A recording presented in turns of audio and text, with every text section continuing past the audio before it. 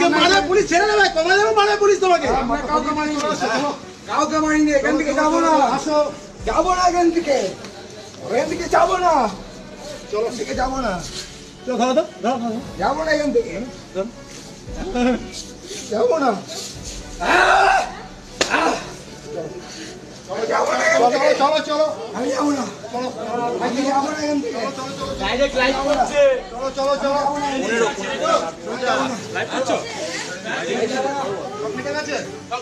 মাথা ফাটিয়ে দিয়ে আসছে, দিয়ে আসছে। এই মুহূর্তে একটা ভিডিও ভাইরাল হয়েছে, যে ভিডিও দেখা যাচ্ছে যে পুলিশ লাঠি চার্জ করছে, কিন্তু না, ঠিক লাঠি চার্জ করা বললে ভুল হবে, কারণ তাদের হাতে রয়েছে হকি স্টিক চার্জ বলা যেতে পারে। আর এই ভিডিও ইতিমধ্যেই তুলে শেয়ার করেছেন কেন্দ্রীয় প্রতিমন্ত্রী সুকান্ত মজুমদার। সেখানে তিনি লিখেছেন যে এরা কি আদৌ পুলিশ, কারণ পুলিশের হাতে রয়েছে হকি স্টিক। আর তারা কি আদৌ পুলিশ নাকি তৃণমূলের লেঠেল বাহিনী?